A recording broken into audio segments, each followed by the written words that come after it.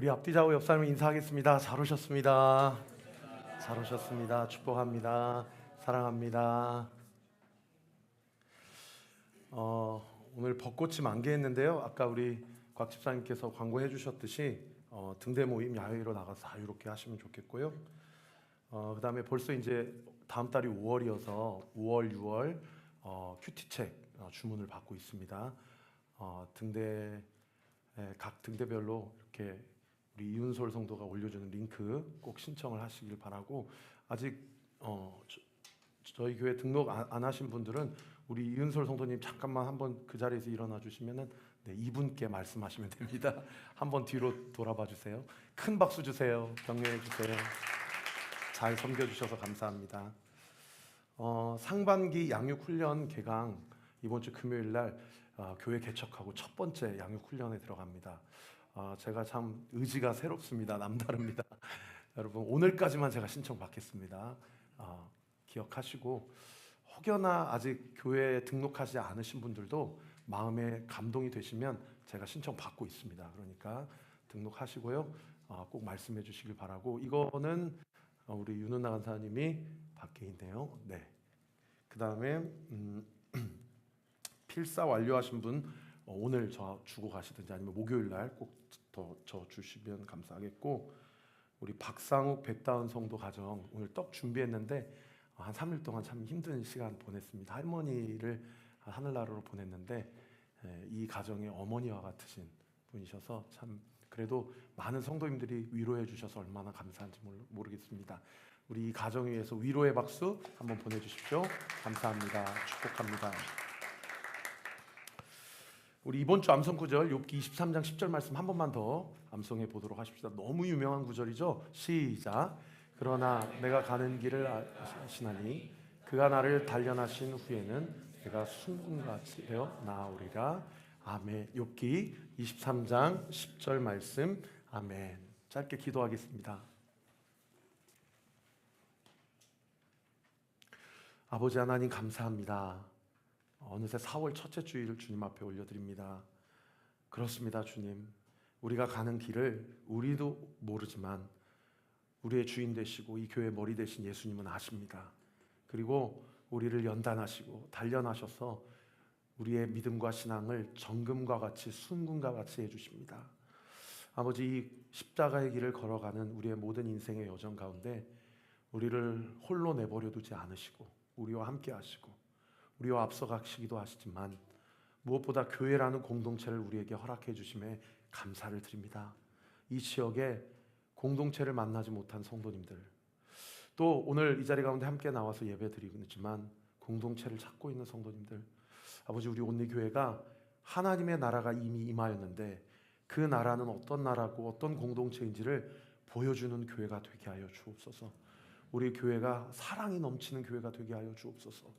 마음이 평안해지는 교회가 되게 하여 주옵소서. 하나님의 은혜와 섭리를 온몸으로 전인격적으로 경험하는 우리 온리교회 되게 하여 주옵소서. 앞선 모든 목회지원팀과 모든 등대지기들, 곳곳에서 섬기는 모든 수종 드는 자들을 주님께서 기름 부어주시고 이들의 섬김과 헌신이 하나님 보시기에 아름다운 천사들의 헌신보다도 더 뛰어난 섬김이 되게 하시되, 무엇보다 공동체를 찾고 있는 성도들에게 정말 강력한 도전과 또 귀감이 되고 모델이 되는 아름다운 본이 되게 하여 주옵소서. 이 시간 말씀 듣기 원합니다. 우리가 다시 욥기로 넘어왔습니다. 부담이 있습니다. 그러나 우리가 이 말씀 나눌 때에 우리 공동체에 주시는 말씀이 무엇인지를 귀담아 듣게 하여 주옵시고 이 말씀대로 순종하며 살아갈 수 있도록 주님 우리와 함께 하여 주옵소서. 감사드리고 예수 그리스도의 이름으로 기도하옵나이다. 아멘. 지난주에 참 여러 가지 사건, 사고 또는 뉴스 소식이 있었는데 제 눈에 가장 크게 들어왔던 뉴스는 뭐니 해도 대만의 7.2 강진 뉴스였습니다. 지난주 수요일 날 아침에 위치가 여기 정도 되더라고요. 대만 동쪽에 화롄시라고 하는 이 지역에서 규모 7.2의 강진이 일어나서 참 많은 사람들이 죽거나 또 다치거나 지금도 고립되어서 생사를 알 수 없는 그런 상황 가운데 있다고 해요. 제가 오늘 아침에 한번 뉴스를 찾아보니까 지금까지 사망자가 13명, 부상자가 1,145명. 이 부분이 좀 안타까운데 현재도 고립되어 있는 사람, 시신을 찾지 못하고 행방이 묘연한 분들이 무려 634명이나 된다고 합니다. 제가 한번 뉴스를 찾아봤어요. 도대체 규모 7.2의 강진은 어느 정도의 수준인가라고 찾아보니까 CBS에서 영상을 하나 보여주었는데 한번 같이 보실까요? 어제 오전 그 뉴스 생방송 중에, 그러니까 대만 현지 모습인데요. 지진 발생 소식을 알리는 중인데 그때도 스튜디오가 흔들리고 이 서 있던 앵커가 중심을 잡기 힘들어하는 모습이 담겼습니다. 그리고 또 땅이 심하게 흔들리면서 건물이 그대로 주저앉는 모습도 담겼고요. 이 건물은 45도로 완전히 기울어졌습니다. 사람들이 혼비백산하는 모습도 있고요. 그리고 뭐 산사태도 벌어졌고 식당에서 손님들이 밥을 먹다가 뛰쳐나가기도 하고요. 그리고 뭐 다리 위에서도 차가 심하게 흔들리고, 네, 그리고 좀 이제 영상을 보시다 보면은 그 수영장 모습도 담겨 있거든요. 이 야외 수영장의 모습에서는 그러니까 뭔가 이 물이 밖으로 막 튈 정도로. 잠깐만요. 지금 영상을 다 준비해 오셨는데 호텔 수영장인데요. 호텔 수영장 그 풀이 마치 폭풍을 맞은 바다가 네. 폭풍 맞은 듯 그렇게 출렁이고 있네요. 정말 그릇에 물이 담긴 그 물그릇을 뭔가 옆에서 흔든 것처럼 와. 물이 밖으로 심하게 튀는 그런 모습도 담겼고. 예. 사실 우리는 살아보면서 이 정도 규모의 지진을 만나본 적이 없어서 이렇게 영상을 보고도 실제로 이런 일이 지금 이 시대에도 일어나고 있구나라는 것을 참 믿기가 어려운 상황인데, 여러분, 지진 우리나라 사람은 사실은 딴 나라 이야기처럼 이렇게 들리잖아요. 그런데 어느 지질학자가 그런 얘기 했더라고요. 한반도도 결코 안전지대가 아니다 라는 얘기를 이미 했고요. 또 저는 개인적으로 이 영상 보면서 마지막 시대, 마지막 때, 요한계시록에 기록되어 있는 마지막 때에 이 벌어질 일들이 어떤 일들인지 이렇게 기록하고 있는 그 성경 구절이 생각이 났습니다. 여러분, 요한계시록 16장에 가보면 인류의 마지막 전쟁을 묘사하고 있는 장이 나오는데, 하나님의 세력과 악의 무리가 정면으로 부딪히는 전쟁이 기록되어 있습니다. 잘 아시는 대로 그 전쟁의 이름이 아마겟돈 전쟁인데요. 그 아마겟돈 전쟁이 일어날 때 7번째 심판의 대접이 땅에 온전히 부어지게 되고, 그 7번째 대접이 부어질 때 일어나는 현상을 요한계시록 16장 18절에 기록하고 있거든요. 우리 같이 한번 읽어볼까요? 시작. 번개와 음성들과 우레소리가 있고 또 큰 지진이 있어 얼마나 큰지 사람이 땅에 있어 온 이래로 이같이 큰 지진이 없었더라. 여러분, 마지막 때가 오면 사람이 지금까지 경험해 보지 못한 엄청난 지진이 일어난다는 거예요. 여러분, 7.2 정도만 돼도 지금 막 건물이 무너지고 사람이 휘청거리는데, 사람이 살아온 이래로 이와 같은 지진이 없을 정도의 지진이 일어나게 되면 그때가 마지막 때라는 겁니다. 그래서 예수님도 마가복음 13장에 마지막 때 3가지 일이 일어날 것이라고 우리에게 미리 가르쳐 주셨는데, 첫 번째가 뭐냐면 내가 예수다라고 미혹하는 거짓 선지자가 출현하게 될 것이다. 그리고 난리, 또 큰 전쟁이 일어날 것이다. 그리고 마지막 3번째가 지진과 기근입니다. 그 말씀 마가복음 13장 우리 같이 한번 읽어봅시다. 시작. 많은 사람이 내 이름으로 와서 이르되 내가 그라하여 많은 사람을 미혹하리라. 난리와 난리의 소문을 들을 때에 두려워하지 말라. 이런 일이 있어야 하되 아직 끝은 아니니라. 민족이 민족을, 나라가 나라를 대적하여 일어나겠고 곳곳에 지진이 있으며 기근이 있으니 이는 재난의 시작이니라. 아멘. 3가지 일이 일어난다는 거예요.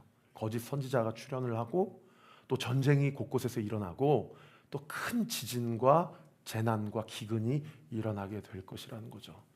우리가 이런 일들을 볼 때 우리 그리스도인들이, 여러분, 우리 같이 기도합시다. 아직도 고립되어 있는 634분의 고립되어 있는 분들, 그리고 그 가족들까지 포함하면 수천 명이 되겠죠. 얼마나 지금 이 시간에도 애타게 부모를 기다리고 자녀를 기다리고 있겠냐는 거예요.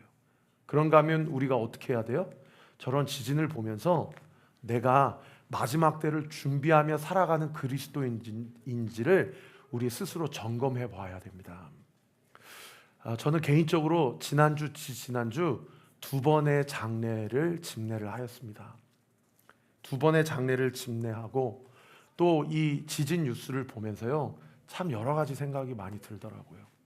안치실에 들어가서 사랑하는 성도님의 그 가족의 시신을 바라보면서 사는 게 뭘까? 여러분 한번 생각해 보세요. 지금 여러분 앞에 여러분이 사랑하는 분의 시신이 앞에 있다고 생각을 해보세요. 거기서 그런 생각이 들어요. 산다는 건 뭘까? 산다는 건 뭘까? 그리고 우리 안에 어떤 생각이 또 드냐면, 나는 어떻게 죽을 것인가? 이런 생각이 들어요. 사실 지난 2년 동안 열심히 살면서 하나님 앞에서 어떻게 더 잘 살 수 있을지, 어떻게 더 인정받을 수 있을지, 어떻게 더 세상 가운데서 영향력 있는 사람으로 세워갈 수 있을지, 이런 고민만 했거든요. 근데 이 두 가지, 아까 한번 띄워주세요. 무엇을 위해 살 것인가? 그리고 또 어떻게 죽을 것인가? 이런 생각이 제 안에 참 많이 드는 지난주 또 지지난주 두 주의 삶이었습니다. 여러분, 제가 미리 해답을 알려드릴게요. 두 손을 가슴에 얹고 저를 한번 따라해 주세요.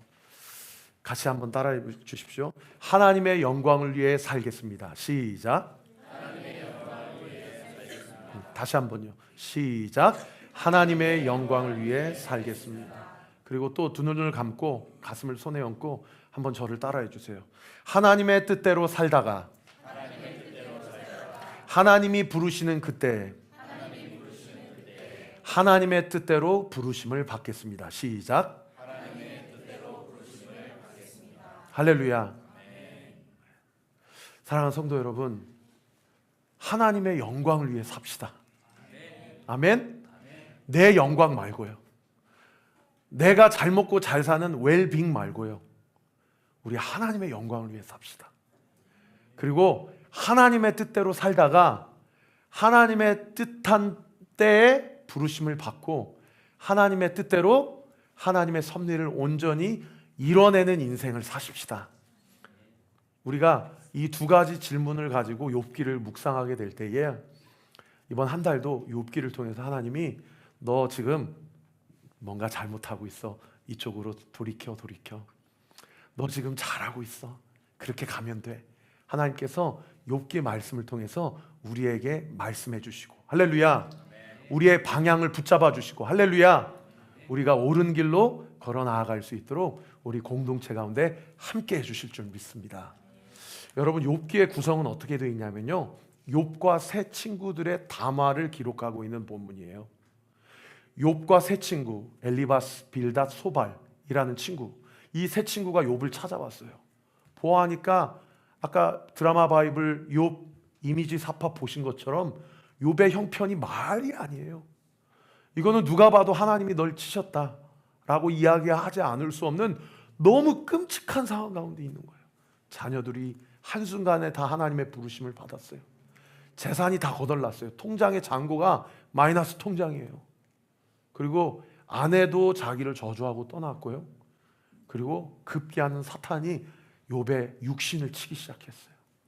인간이 경험할 수 있는 가장 극도의 고통인 악성 종기, 피부병이 나와서 그냥 지금이라도 죽고 싶은 심정이 욥의 심정이에요.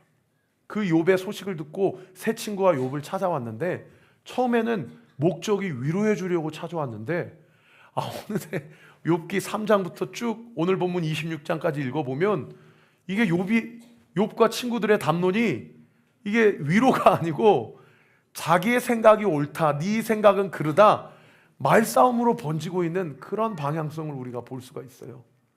그러면서 우리가 어제 큐티했던 욥기 25장이요, 이 세 친구의 마지막 욥에 대한 이야기를 기록하고 있는 본문입니다. 이 세 친구의 마지막 욥을 향한 자신들의 입장을 뭐라고 기록해 놓냐면, 욥이 나는 정말 이런 잘못한 적이 없어. 나도 모르겠어 왜 하나님이 나를 이렇게 치시는지. 그러나 내가 부인할 수는 없어, 그분이 살아계신다라는 것.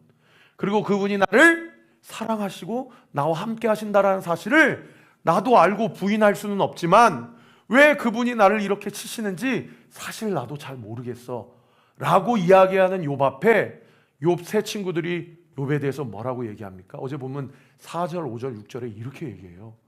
그런즉 하나님 앞에서 사람이 어찌 의롭다 하며 여자에게서 난 자가 어찌 깨끗하다 하랴. 보라, 그의 눈에는 달이라도 빛을 발하지 못하고 별이라도 빛나지 못하겠거든. 하물며 구더기 같은 사람, 벌레 같은 인생이랴. 여러분, 이거 무슨 얘기입니까? 야, 너 자꾸 죄 없다고 얘기하지 마. 너 그렇게 뻐기니까 하나님 더 치시는 거야. 어떻게 여자에게서 난 자가 하나님 앞에 깨끗할 수 있겠어? 그분 앞에서는 달도 해도 빛을 빛낼 수가 없어. 우리의 모든 인생은 다 구더기 같은 인생, 벌레 같은 사람들이야. 이런 얘기를 하는 거예요. 여러분, 이 말씀 틀린 말입니까? 내용은 틀린 내용이 있습니까? 사실상 사람이라고 인생이라고 이야기를 했지만 사실상 너 하나님 앞에 구더기 같은 놈이야. 너 벌레 같은 놈이야. 너 지금이라도 네가 회개할 것이 있는지 다시 한번 생각해봐. 네가 분명히 뭔가 하나님 앞에 득죄하였기 때문에 하나님이 널 이렇게 치시는 거야. 지금 이렇게 얘기하고 있는 거예요. 내용이 틀린 내용이 하나도 없지만 결과적으로 우리는 알지 않습니까? 욥이 하나님 앞에서 온전경악, 하나님 앞에서 온전하고 하나님을 경외하고 악에서 온전히 떠난 자라는 걸 누구보다도, 하나님을 경외하라는 자라는 것을 누구보다도 잘 알지만 그럼에도 불구하고 이 친구들이 욥에 대해서 이렇게 정죄하고 판단하는 것에 대해서 욥이 감내해야 하고 감당해야 되는 그 인생의 고난과 인생의 고통 앞에 그 누구도 감히 그 인생을 해석해 줄 수 없는, 그런데 마치 이 세 명의 친구가 욥의 편이라고 생각하고 이 말이 욥을 위한 것이라고 생각하고 욥의 인생에 대해서 구더기 같은 인생, 벌레 같은 사람이다 라고 이야기하는 것, 얼마나 잔인한 이야기인지 알 수 없는 그런 대목인 것이죠. 이 이야기를 들었을 때 오늘 본문 26장 1절부터 14절까지를 쭉 여러분 살펴보시면요, 욥이 얼마나 큰 상처를 받았는지를 알 수가 있어요. 그러면서 오늘 본문 2절에 욥이 뭐라고 얘기합니까? 욥이 이렇게 얘기합니다. 같이 한번 읽겠습니다. 시작. 내가 힘없는 자를 참 잘도 도와주는구나. 기력 없는 팔을 참 잘도 구원해 주는구나. 이게 무슨 얘기예요? 여기 힘없는 자, 기력 없는 팔, 누구를 이야기합니까? 네, 욥 자기 자신을 이야기하는. 나 안 그래도 오늘 하루를 살아갈 힘이 없는 인생인데, 나 안 그래도 너무나도 고통스럽고 지금이라도 죽고 싶은 인생인데 와가지고 위안답시고 한 이야기가 그야말로 소금 뿌리는 이야기입니다. 그러니까 2절의 이 구절은요, 이 말을 하는 이 욥의 그 기저에 깔려있는 마음이 어떤 마음이에요? 그래, 너 참 잘났다, 너 참 옳은 말도 잘도 한다, 이런 얘기를 하고 있는 그런 표현인 것이죠. 그래서 급기야 그 다음 구절인 3절에 아예 대놓고 이렇게 이야기합니다. 같이 읽겠습니다. 시작. 지혜 없는 자를 참 잘도 가르치는구나. 큰 지식을 참 잘도 자랑하는구나. 너 잘났다 이 말이에요. 너 잘났다 이 말이에요. 여러분, 고난과 고통 앞에서 그 사람의 인생에 대해서 접근하고 그 사람에 대해서 연결하려고 하는 그 모든 시도 가운데 우리가 꼭 기억해야 될 첫 번째 우리의 태도와 자세는 뭐냐면 그 사람의 삶과 인생을 존중하고 공감해 주는 것인 줄 믿으시기를 예수 그리스도의 이름으로 축원합니다. 여러분, 제가 전도를 하다 보면은 적지 않게 만나는 분들이 어떤 분인지 아세요? 가나안 성도님들이에요. 가나안 성도님들. 어제도 한 목사님을 만났는데 자기 교회 전도사님의 아버님이 하나님의 부르심을 받았다고 하더라고요. 근데 장례식을 치르려고 가보니까 전도사님의 얼굴이 정말 너무 어두운 거예요. 그리고 왜 이렇게 어둡냐 했더니 세상에 자기 아버님이 교회를 안 다니시는데 급작스러운 사고로 부르심을 받은 거예요. 그래서 그 목사님이 그 전도사님하고 얘기하는데 정말 아버님이 평생에 한 번도 교회를 다니지 않았냐, 평생에 한 번도 예수님이 어떠한 일을 하셨는지에 대해서 소개받거나 이야기를 들은 경험이 없냐라고 물어보니까 아버님이 젊었을 때는 교회를 잘 다니셨는데 이제 좀 나이 드시고 하시더니 교회를 안 다니시고 신앙을 잃어버린 상황 가운데 있었다는 거예요. 그 목사님이 그 전사님과 유가족을 위해서 기도하는데 하나님이 그 마음 가운데 강력한 해답과 강력한 응답을 주셨다라고 저한테 간증을 하시더라고요. 목사님 어떤 해답과 응답을 주셨습니까? 했더니 그 아버님이 살아생전에 하나님에 대해서 들어본 경험이 있다면, 그 아버님이 살아생전에 교회를 다닌 경험이 있다면, 그 아버님이 살면서 예수 이름 붙잡으면 구원받는다라는 복음을 들은 경험이 있다면, 전도사님 그렇게 마치 하나님이 아버님을 천국으로 데려가시지 않은 것처럼 그렇게 결론을 낼 필요가 없다. 하나님이 죽는 순간에도, 그래서 그 목사님이요 가셔가지고 무슨 설교를 하셨냐면 예수님이 운명하시기 직전에 오른편에 있는 강도에 대해서 내 영혼, 아니 그 강도가 예수님께 먼저 얘기했죠. 아버지요, 내 영혼을 당신 손에 부탁합니다. 그러니까 예수님이 그 강도에게 대해서 뭐라고 얘기했어요? 네가 오늘날 나와 낙원에 있으리라. 할렐루야. 평생을 나쁜 짓만 하고 산 사람이에요. 평생을 죄만 짓고 산 인생이에요. 그런데 죽는 순간에 아버지요, 나를 불쌍히 여겨 주옵소서, 나를 구원해 주옵소서 말 한마디 주님 앞에 드렸는데 예수님이 그 즉시 응답하셨다는 거예요.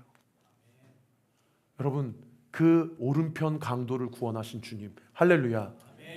그 하나님의 측량할 수 없고 감히 상상할 수 없는 한 영혼을 향한 불쌍히 여기시는 구원의 그 사역과 역사, 여러분 우리 온리교회도, 지금 우리 교회 성도님들 중에 가정 구원을 놓고 기도하는 성도님들에게도 동일한 은혜의 역사, 갑절의 은혜의 역사 온전히 흘러가게 되기를 믿으시기를 우리 구주 예수 그리스도 이름으로 축원합니다.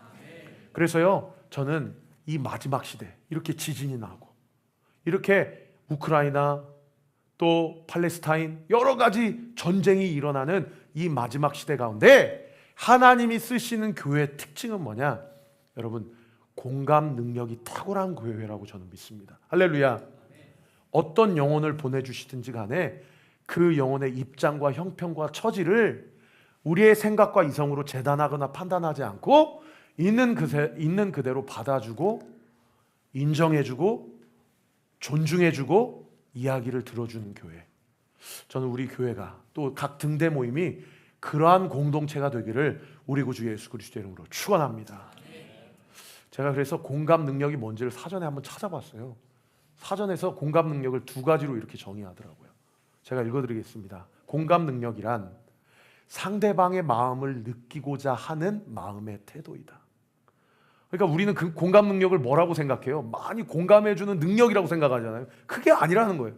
공감 능력은 그렇게 하고자 하는 내 마음과 태도라는 거예요. 그리고 기꺼이 마음을 나누고 진심으로 함께하는 것이다. 따라해 주세요. 진심으로 함께하는 것입니다. 이게 그 사람에 대한 나의 공감 능력이라는 거예요. 그런데 반대로 두 번째 정의는 뭐냐면 반대 입장이에요.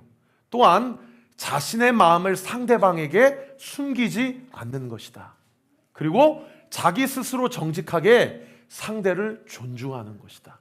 이게 공감 능력이라는 겁니다.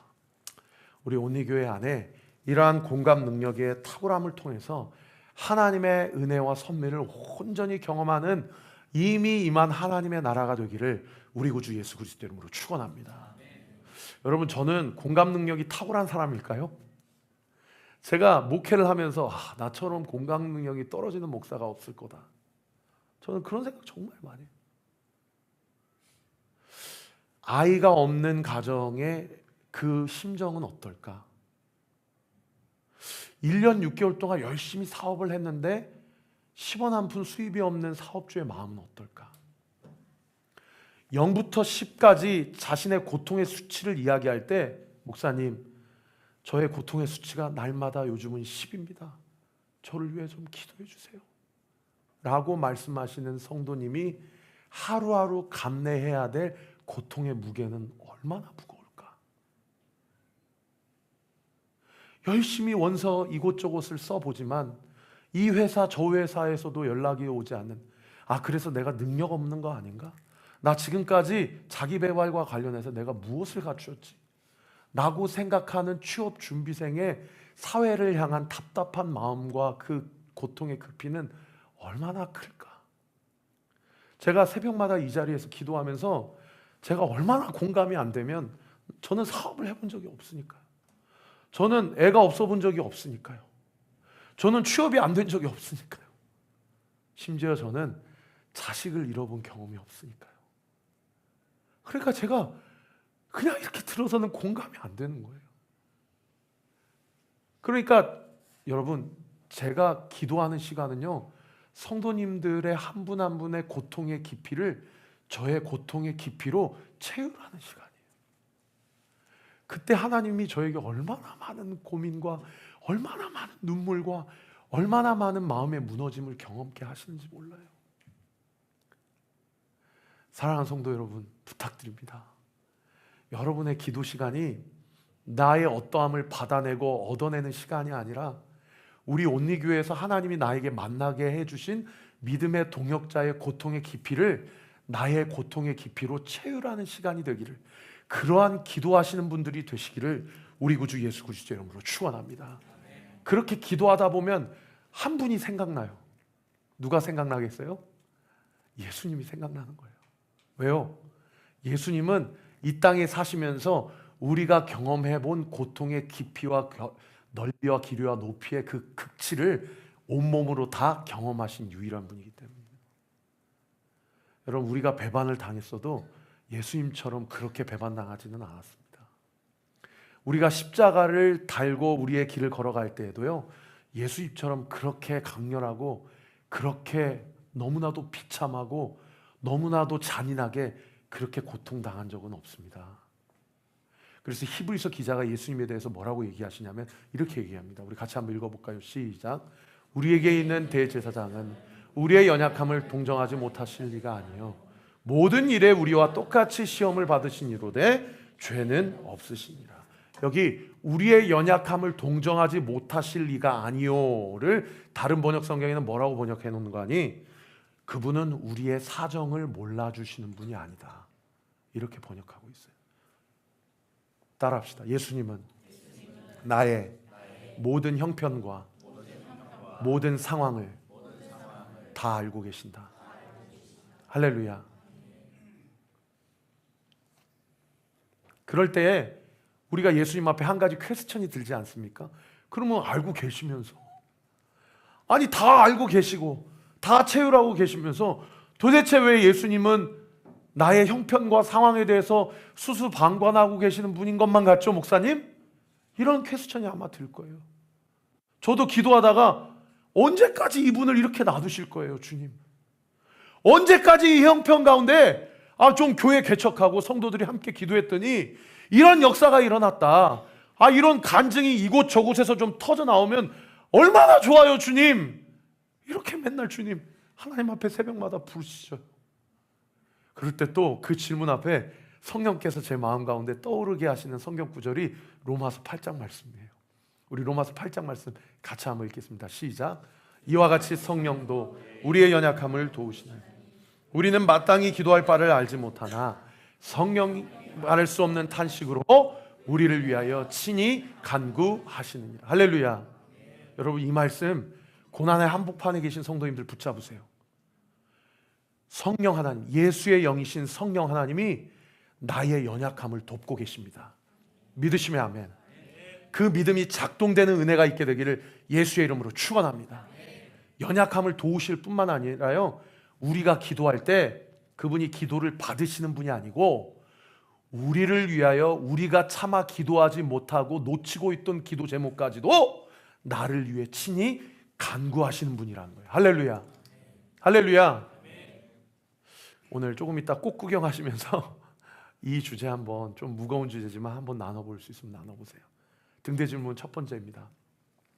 요즘 나의 상황을 가장 잘 공감해 주는 분은 누구입니까? 나는 내가 사랑하는 사람의 입장을 잘 공감해 주고 있습니까? 우리 교회가 오면 시험받고, 오면 상처받고, 오면 실족하는 교회가 아니라 우리 교회 오면 공감이 되어주고, 우리 교회에 오면 내 이야기를 들어주고, 또 우리 교회에 오면 하나님의 연약함을 도우시는 개입하심. 할렐루야. 우리가 놓치고 있는 기도 제목까지도 친히 성부 하나님께 함께 간구해 주시는 그 주님을 만나는 생명력 있는 온리교회 되기를 우리 구주 예수 그리스도 이름으로 축원합니다. 그런 과정 가운데요, 우리가 두 번째로 함께 살펴볼 부분, 첫 번째 살펴볼 부분은 뭐였어요? 욥과 세 친구들 사이에서 전혀 공감 능력에 교통이 없었던 그 지점을 가지고 우리가 첫 번째를 살펴보았다고 한다면, 두 번째는요, 그럼에도 불구하고 고난 가운데서 욥이 누구를 더 깊이 알아가는 은혜를 경험하면 하나님을 더 깊이 알아가는 욥의 모습을 볼 수가 있어요. 그 대표적인 구절이 오늘 보면 6절 구절입니다. 우리 6절 말씀 같이 한번 읽어봅시다. 시작. 하나님 앞에서는 수월도 벗은 몸으로 드러납니다. 멸망도 가림이 없습니다.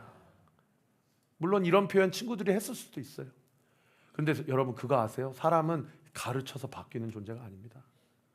사람은 사랑하며 바뀌고요, 고난을 통해서 하나님이 연단시키신다는 거예요. 욥이 고난 가운데 있으면서 누구보다도 하나님을 더 깊이 알아가고 있어요. 오늘 6절 말씀에 하나님의 어떠함을 알아가고 있는 것을 볼 수가 있습니까? 하나님 앞에서는 다 드러난다는 거예요. 할렐루야. 여러분 이 깨달음이 욥으로 하여금 어떤 마음을 주었겠어요? 지금은 너무 버티기 힘들고 지금은 너무 감당하기 힘들지만 하나님의 때에 하나님의 방법으로 반드시 드러내신다라는 믿음이 작동되니까 욥이 고난 한복판에서 버틸 수 있는 힘이 생기는 거예요. 할렐루야. 그 다음 구절 8절에도 욥이 뭐라고 고백합니까? 이렇게 얘기하세요. 시작. 물을 빽빽한 구름에 싸시나 그 밑에 구름이 찢어지지 아니하는. 제가 이 부분이 잘 묵상이 안 돼서 다른 번역 성경을 찾아봤더니 너무 흥미롭게 번역을 해놨더라고요. 새 번역 성경 제가 읽어드릴게요. 구름 속에 물을 채우시고 물이 구름 밑으로 터져나오지 못하게 막고 계시는 분이 바로 하나님이십니다.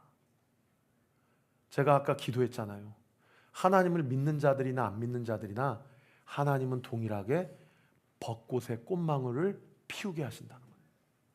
하나님을 믿는 자들이나 하나님 보시기에 악인들에게나 동일하게 욥이 피조세계를 보니까 아, 비가 내리는 곳에는 구름이 있구나.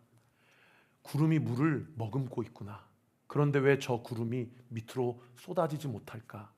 아, 구름 가운데 있는 비를 터져 나오지 못하도록 막고 계시는 분이 하나님이시구나. 여러분 이 당시에 무슨 화학, 물리학, 생물학, 과학이 발전한 시대입니까? 여러분 욥은 아브라함 시대 족장 시대 사람이에요. 지금으로부터 적어도 4,000년 전 사람입니다. 그런데도 자연의 섭리와 이치를 보면서 하나님의 일반 은총을 깨닫는 거예요. 아, 하나님이 오늘도 나에게 공기를 주시기 때문에 내가 숨쉬고 사는 것이구나. 아, 하나님이 나에게 이러한 사람을 만나게 해주셔서 이 고난 가운데서도 이 고난을 넘어가게 하시는구나. 하나님이 나에게 온리교회라는 공동체를 허락하여 주셔서 이런 억울한 상황 가운데서도 하나님이 나에게 이런 일들을 경험하게 하시는구나 라고 하나님의 일반 은총을 깨닫게 하신다라는 거예요. 그래서 오늘 급기야 마지막 구절인 14절에 욥이 이렇게 고백합니다. 우리 같이 한번 읽어봅시다. 시작. 보라, 이런 것들은 그의 행사의 단편일 뿐이요 우리가 그의 큰 능력의 우레소리를 누가 능히 헤아리라. 여러분 사람들이 가르쳐줘서 깨달으면 그 사람이 어떻게 변하는지 아세요? 그 사람이 교만해집니다.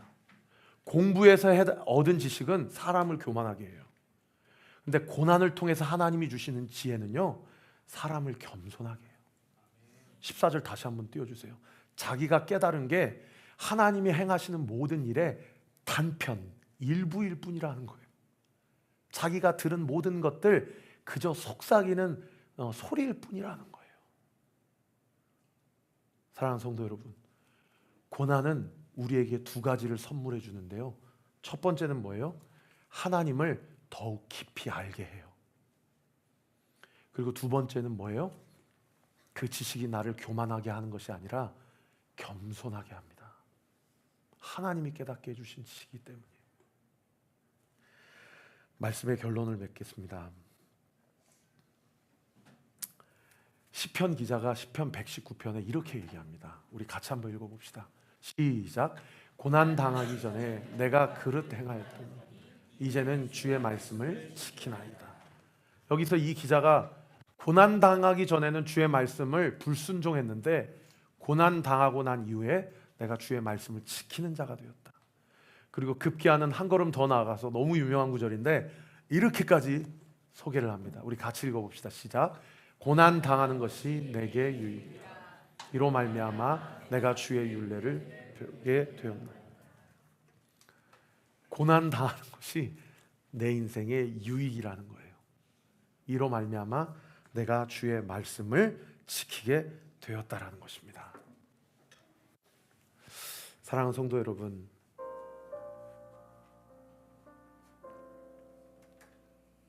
요즘에 예전에는 이 화장에 대한 좀 입장이 이게 과연 화장하는 게 기독교적인가 뭐 이러한 입장도 있었고 또 이렇게 어떻든 시신을 이렇게 불로 태우는 것이 이게 망자에 대한 고인에 대한 예우가 아니다라는 인식이 있었는데요. 요즘에는 이 화장에 대한 인식이 많이 바뀌어서 대부분 다 화장을 합니다. 그리고 제가 교회 헌법도 찾아보면 화장이 기독교 장례 예식에 어긋난 일이 아니다. 왜요? 우리의 몸은 다 결국에 불로 태워지지 않아도 다 흙으로 돌아가게 돼 있어요. 그러나 우리 주님께서 분명히 얘기하셨습니다.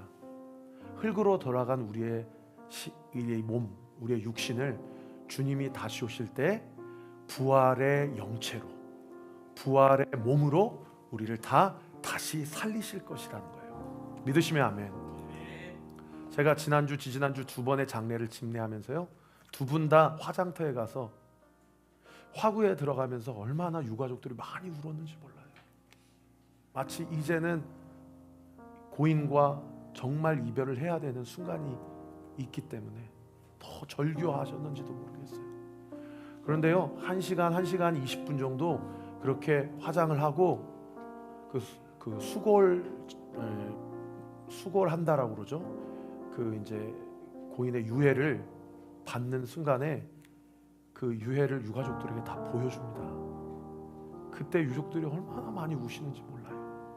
근데 저도 깜짝 놀라요. 정말 가루밖에 남지 않아요. 그나마 조금 남겨져 있는 그 뼈도 다 가루로 이렇게 만들어서 정성스럽게 그걸 쌉니다. 그리고 이제 납골당 또는 이제 모셔야 될 장지로 가게 되는 거죠. 제가 그 수골 받는 그 유해를 보면서요, 인생의 덧없음을 느껴요. 인생의 덧없음을 느낍니다. 제가 원래 보통 저에게 장례 집례를 맡기면 4번 예배를 드리거든요. 위로 예배, 입관 예배, 발인 예배, 하관 예배, 이렇게 4번 예배를 드립니다. 그런데 지난주에 우리 박상욱 백다운 성도 장례를 전체적으로 집례를 하고 이제 그 화구로 들어가시는 할머니의 이제 관 앞에서 절규를 하고 유족들이 가장 힘든 순간이거든요. 그래서 대기실이 따로 있지 않습니까? 대기실로 모셔가지고 거기서 마지막 하관 예배를 드렸어요. 그리고 그 힘든 감정을 예배로 잘 위로와 또 승화를 시키는 그런 시간을 가졌는데, 그렇게 1시간 20분 정도 유해를 이렇게 화장을 하고 그 유해를 가지고 이제 그 장지 납골당으로 이동을 했어요.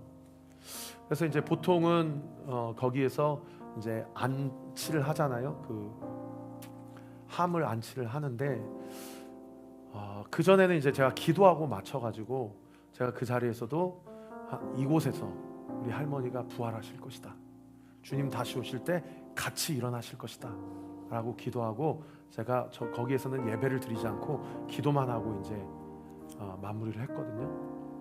근데 이제 마음에 조금 찝찝함이 있었어요. 여기서도 예배를 드렸어야 됐나. 그러면 이제 장례 절차 중에 총 5번 천국 환송 예배까지 이렇게 준비를 해야 되겠다. 이제 그런 생각도 좀 들었거든요.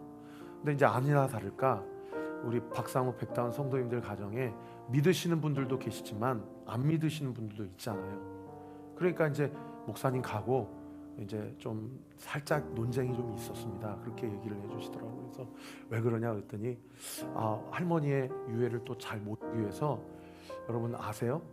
사무제, 49제 혹시 들어보셨어요? 이런 걸 해야 된다. 그래서 부인을 추모해야 된다. 이렇게 또 주장하시는 분들이 있고 아니다 하시는 분들이 있어서 그런 좀 논쟁이 있었는데, 감사하게도 또 처음부터 끝날까지 우리가 기독교 장례로 목사님 모시고 장례를 집례했기 때문에 이것은 기독교의 정신 혹은 신앙과 맞지 않다라고 해서 제사를 하지 않기로 그렇게 결론을 내었다고 얘기를 해주시더라고요. 그래서 제가 참 감사했어요. 그래서 그 이야기를 듣고 다음부터는 장례 예배를 총 5번을 드려야 되겠다, 이런 생각을 갖게 되었어요. 그러면서 저는 사실 잘 몰랐거든요. 3호제, 49제가 뭔지를 잘 몰랐어요. 그랬더니 알고 보니까 이게 둘 다 불교 제사 예법이 아니고, 3호제는 유교 예법이고요, 49제는 불교 예법이더라고요. 근데 일자의 차이만 있을 뿐이지 3호제는 그야말로 3일 동안, 49제는 그야말로 49일 동안 고인의 영혼이 그 다음 세계에 가지 못하고 이 세계를 이렇게 저렇게 떠돌고 다닌다. 그래서 이제는 그만 떠돌고 가시라라는 것을 위로하기 위해서 드리는 제사가 3호제 49제라고 제가 처음으로 한번 찾아봤어요. 그래서 목회자인데 이것도 몰랐구나 내가. 다시 시간만 되돌릴 수 있다면 3호제 49제는 이런 의미인데, 할머니는 신앙이 있으신 분이었고 고인은 분명히 천국 소망이 있으셨던 분입니다. 고인이 이후에 자신의 후손들이 이렇게 제사하는 것 원하지 않으십니다. 할머니의 영혼은 이 세상을 떠돌아다니지 않으십니다. 할머니의 영혼은 지금 천국에 계십니다. 하나님이 그 영혼을 기뻐 받으셨습니다 라는 말 한마디만 정확하게 영적으로 정리를 해드렸다면 그 가족 안에 논쟁이 없었을 텐데 라는 목회자로서의 후회가 남더라고요. 다음부터는 꼭 분명하게 말씀을 드려야 되겠다 라는 생각을 하게 되었습니다. 사랑하는 성도 여러분, 우리가 이 땅을 살면서 우리도 다 언젠가 주님 앞에 부르심을 받은 날이 오게 될 것입니다. 그리고 인간의 영혼은 결코 떠돌아다니지 않아요. 예수 이름 붙잡은 영혼은 하나님께서 구원하시고요, 또 예수 이름을 끝까지 부인하는 자에게는 하나님께서 심판하신다고 분명히 기록되어 있습니다. 사랑하는 성도 여러분, 지금 주어진 우리의 삶 가운데서 나에게 주어진 것이 당연한 것으로 여기지 않고 하나님이 주시는 은혜와 선물임을 기억하고 이 땅을 살면서 하나님의 뜻이 무엇인지를 분명하게 깨닫고 그 하나님의 말씀 앞에 순종하며 서로 공감하며 존중하며 사랑하며 하나님의 부르심을 읽는 저와 우리 모든 온리교회 성도들 되시기를, 그리고 믿지 않는 성도님들 그 가족들을 위해서 우리가 그의 가족이 남의 가정이 아니라 우리의 가정임을 믿고 함께 기도함으로 우리 각 온리교회 모든 성도들의 가정이 이미 임한 하나님의 나라를 온전히 완성하는 믿음의 귀한 명문 가정이 될 수 있도록 함께 기도하며 주님 앞에 나아가는 저와 우리 모든 성도들 되시기를 우리 구주 예수 그리스도의 이름으로 축원합니다.